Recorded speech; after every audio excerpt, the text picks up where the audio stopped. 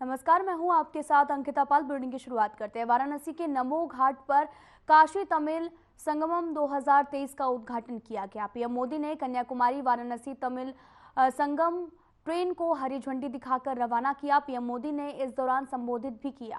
PM Modi ने क्या कुछ कहा, आपको सुनवाते हैं।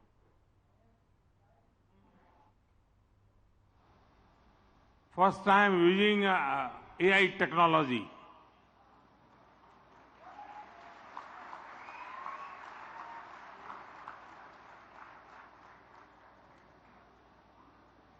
मंच पर विराजमान उत्तर प्रदेश के मुख्यमंत्री योगी आदित्यनाथ जी, केंद्रीय कैबिनेट के मेरे सहयोगीगण, काशी और तमिलनाडु के विद्वज्जन, तमिलनाडु से मेरी काशी पधारे भाई और बहनों, अन्य सभी महानुभाव, देवी और सज्जनों, आप सब इतनी बड़ी संख्या में सैकड़ों किलोमीटर का सफर तय करके काशी आए हैं। काशी में आप सब अतिथि से ज्यादा मेरे परिवार के सदस्य के तौर पर यहां आए। मैं आप सभी का काशी तमिल संगमम में स्वागत करता हूं।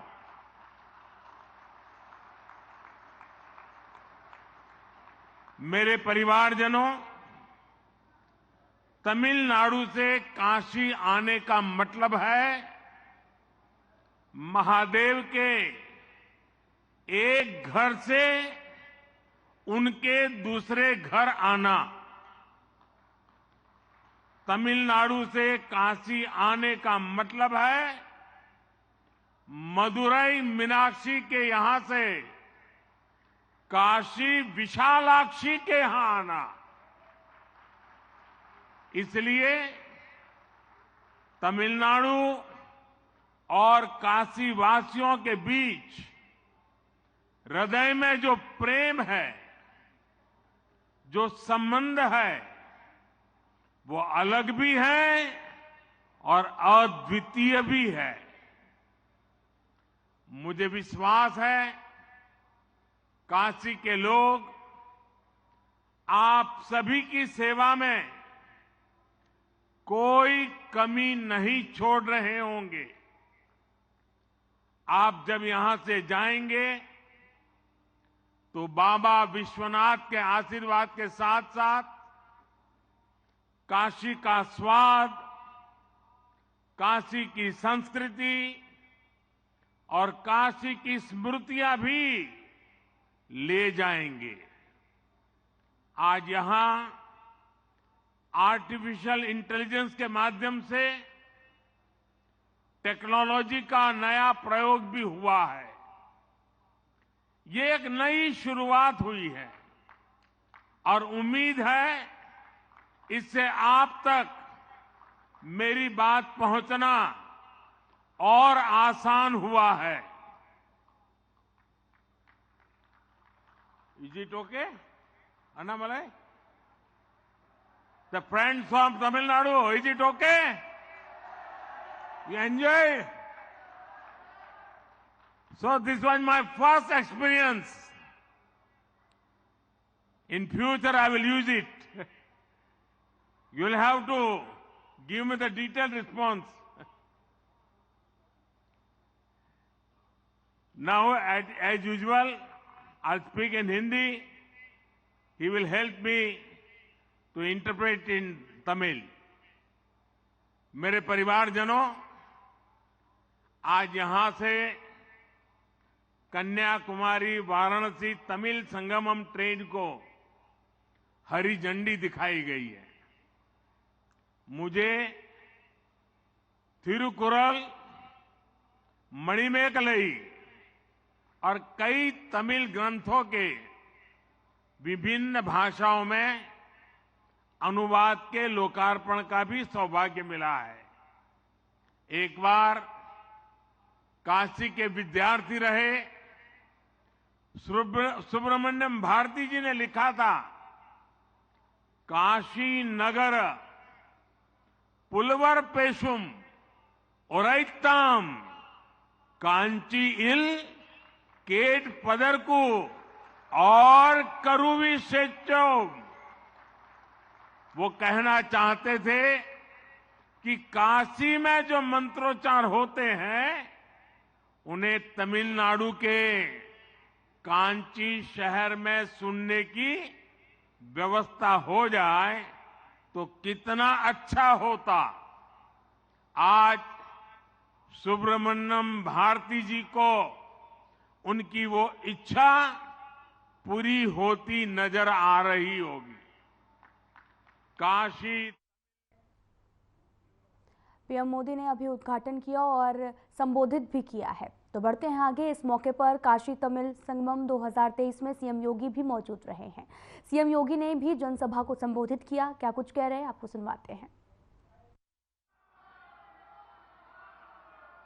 ओनगोलाई काशील वरावेरिक की रोम काशिक वरवेर किरोम।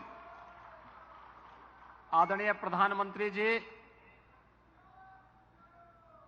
केंद्रीय शिक्षा कौशल विकास और उद्यमिता मंत्रालय के माननीय मंत्री माननीय श्री धर्मेंद्र प्रधान जी,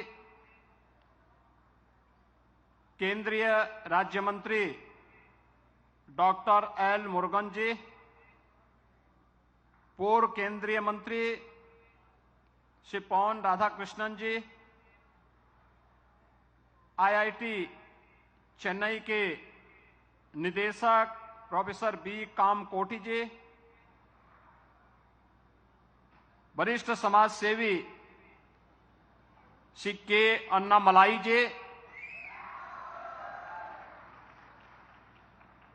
काशी तमिल संगम के द्वितीय संस्करण के उद्घाटन कार्यक्रम में उपस्थित सभी सम्मानित अतिथिगण, काशी तमिल संगम के द्वितीय संस्करण के आज उद्घाटन कार्यक्रम के लिए पधारे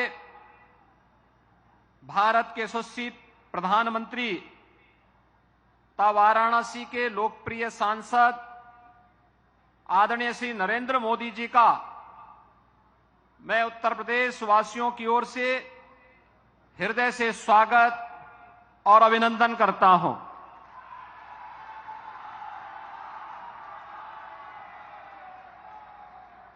विश्वेश्वर की पवित्र धरा पर रामेश्वर की पावन भूमि से पधारे तमिलनाडु के अपने सभी सम्मानित अतिथियों का भी मैं हृदय से स्वागत करता हूं। तमिल कार्तिक माह में काशी तमिल संगमम का यह आयोजन आदरणीय प्रधानमंत्री जी के विजन का परिणाम है।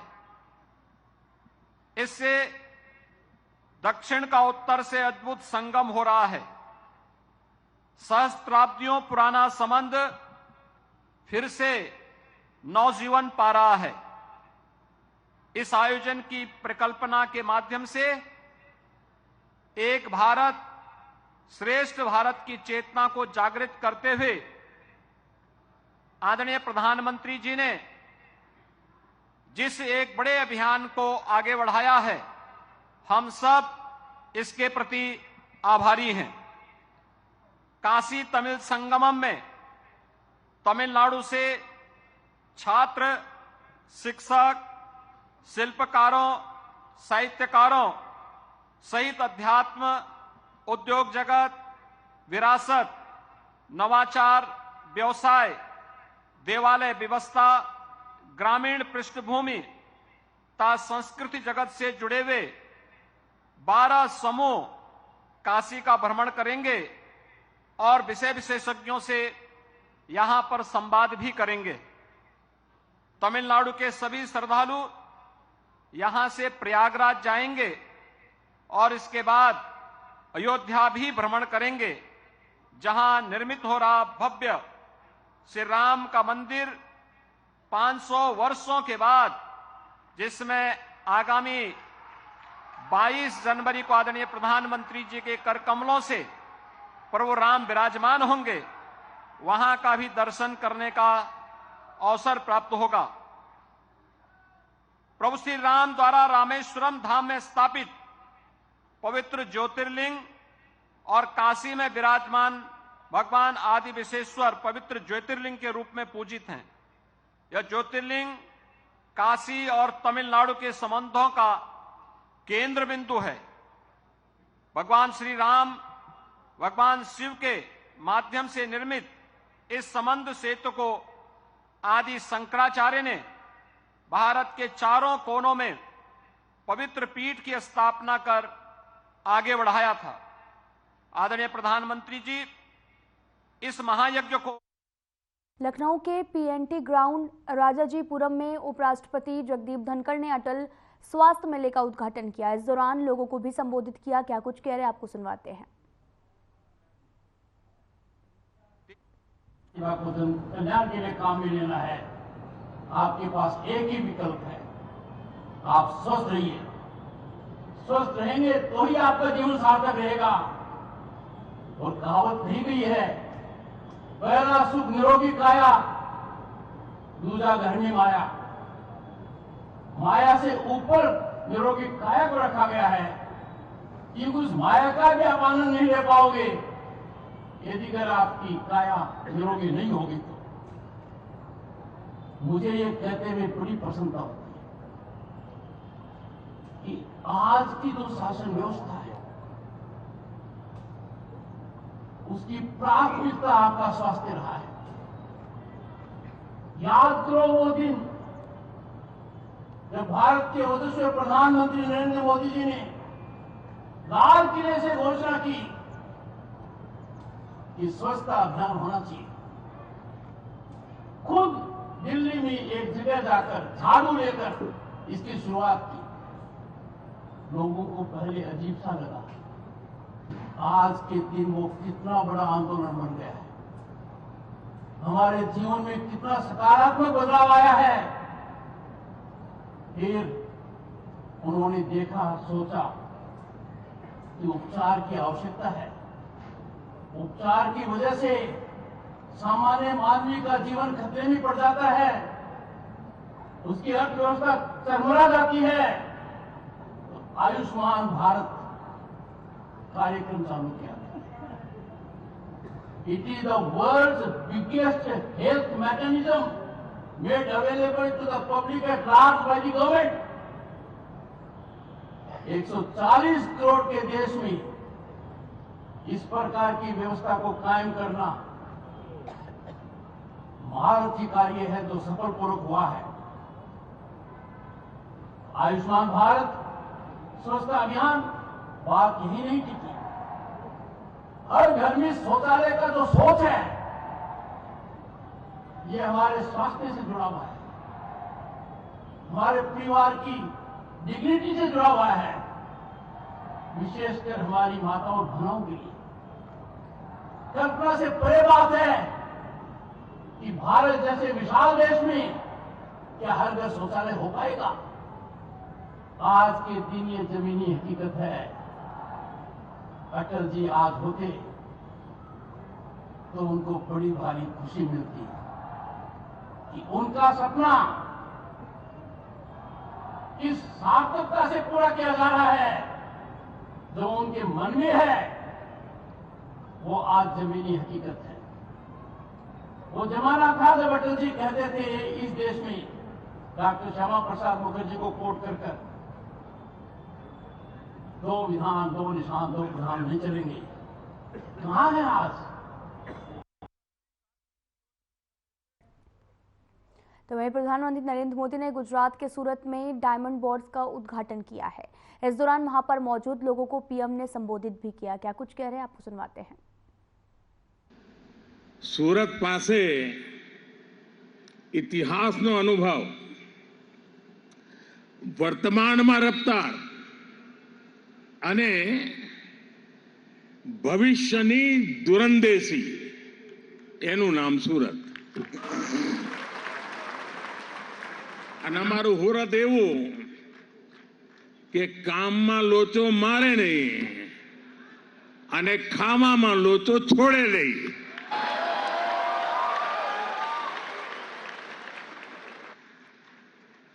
આમ બધી વાતે સુરતીને ગમે તેટલી ઉતાવળ હોય પણ ખાણીપીણીની દુકાને અડધો કલાક લાઈટમાં ઉભા રહેવાની ધીરજ એનામાં હોય. વરસાદ જોધમાર પડ્યો હોય ને ઢીચણ સુધી પાણી હોય પણ ભજીયાની રારીએ જવાડું એટલે જવાડું. શરદ પૂનમે ચંડી પડવો દુનિયા આખી ધામા પર જાય. આ મારો હુરતી ફૂટપાથ પર પરિવાર સાથે ગાડી ખાતો હોય અને મોજી એવો સાહેબ કે નાકા પરનું સર્કલમાં અહીંયા આટો મારવા ના જાય પણ વિશ્વ આખું ફરે. મને યાદ છે 40-45 વર્ષ પહેલા સૌરાષ્ટ્રના ભાઈઓ સુરત તરફ વળ્યા તો મારા સૌરાષ્ટ્રના જૂના મિત્રોને હું પૂછું કે હવે તમે સૌરાષ્ટ્ર છોડીને સુરત આવ્યા છો તો કેવું લાગે? કે અમારા હુરતમાં અને અમારા કાઠિયાવાડમાં ભારે અંતર. આ 40-45 વર્ષ પહેલાની વાત કરું તો શું તો કે અમારે ત્યાં કાઠિયાવાડમાં જો હામે મોટરસાયકલ ટકરાઈ ગઈ તો કે તલવાર ઉકાળવાની વાત થાય પણ કે જો સુરતમાં મોટરસાયકલ ટકરાણી હોય એટલે તરત બોલો કે જોની ભાઈ તારી બી ભૂલ છે ને મારી બી ભૂલ છે. હાલ ને હવે કે આટલો ફરક છે. साथियों, आज सूरत शहर की भव्यता में एक और डायमंड जुड़ गया है और डायमंड भी छोटा मोटा नहीं है बल्कि ये तो दुनिया में सर्वश्रेष्ठ है. इस डायमंड की चमक के आगे दुनिया की बड़ी से बड़ी इमारतों की चमक फीकी पड़ रही है.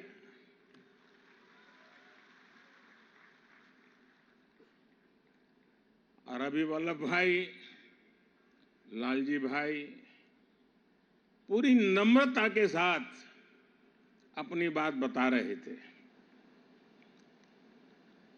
और शायद इतने बड़े मिशन की सफलता के पीछे उनकी ये नम्रता, सबको साथ लेने का स्वभाव, इसके लिए जितनी बधाई मैं इस टीम को दूं उतनी कम है.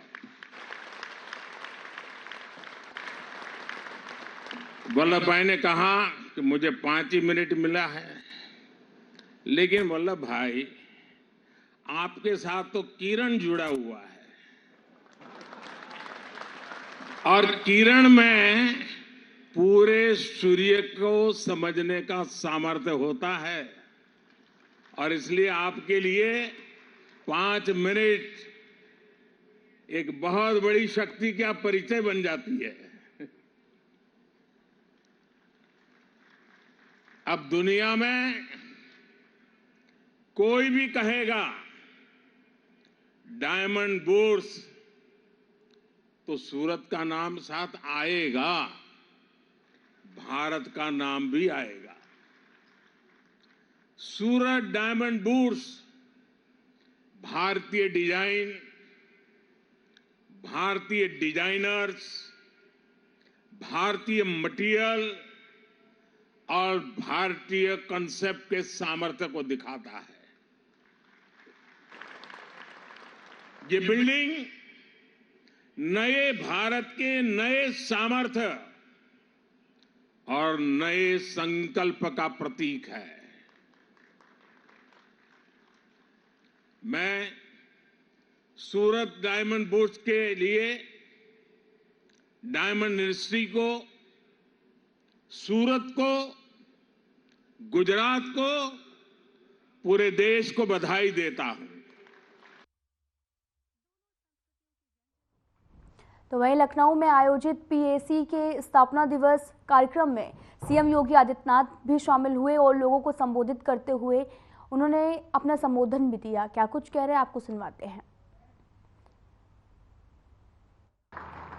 हम सब जानते हैं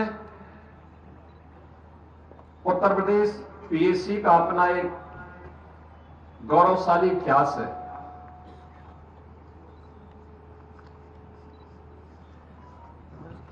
दिसंबर 1947 को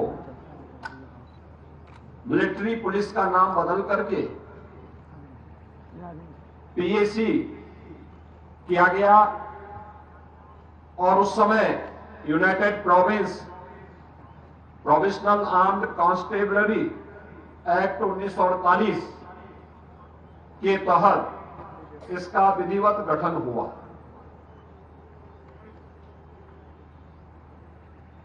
वर्तमान में उत्तर प्रदेश पीएसी के लगभग 40,000 कार्मिक उत्तर प्रदेश के अंदर अपने कर्तव्यों का पूरी निष्ठा और पूरी तत्परता से निर्वहन करते हुए राज्य के अंदर कानून व्यवस्था की बेहतर स्थिति बनाने में अपना योगदान दे रहे हैं।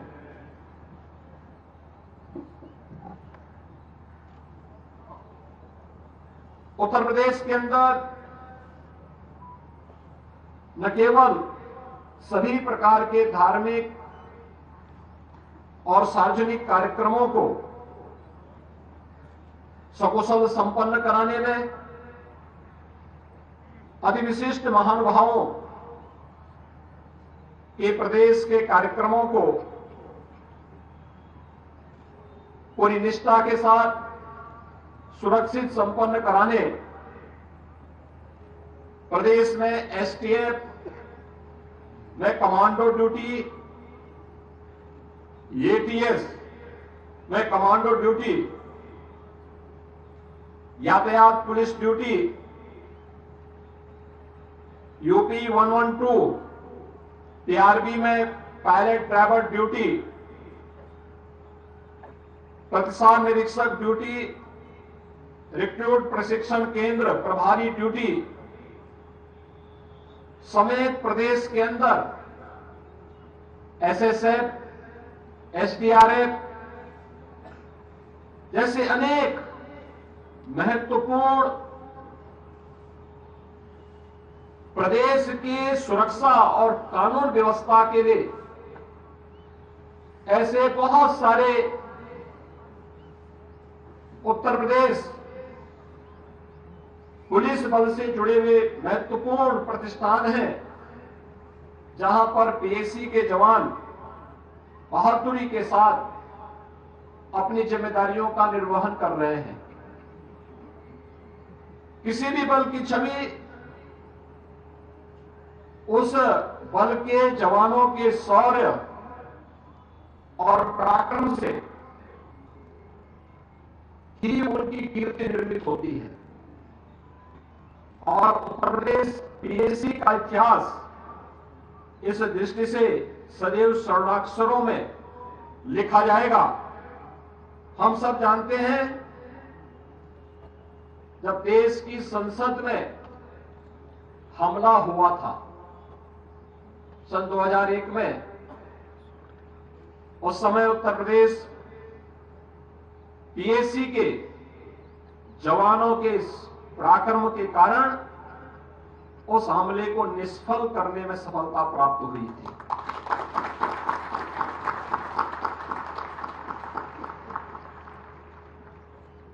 उन सभी हमलावरों को उन बहादुर जवानों ने अपने शौर्य और पराक्रम से मार गिरा करके उनके मंसूबों पर पानी फेरने का काम किया था। यही नहीं, देश की आस्था के प्रतीक से राम जन्मभूमि पर जब आतंकी हमला हुआ था तब भी उस हमले को निष्फल करने का कार्य उत्तर प्रदेश पीएसी ने ही किया था और उनके मंसूबों को विध्वस्त करने का काम किया था। लेकिन उत्तर प्रदेश पीएसी के इस गौरवशाली कार्यों और प्रदेश में बेहतर सुरक्षा और कानून व्यवस्था की बेहतर स्थिति को बनाए रखने में किए गए अप्रतिम योगदान को भी बहुत संकीर्ण सोच के दायरे में लाने का प्रयास हुआ। हम लोग आज भी इस बात को देखते हैं कि कहीं देश के अंदर कहीं कोई उपद्रव होता है, कोई चुनाव की ड्यूटी की बात होती है तो लोग उत्तर प्रदेश पीएसी की डिमांड करते हैं। फिलहाल इस बुलेटिन में इतना ही। नमस्कार।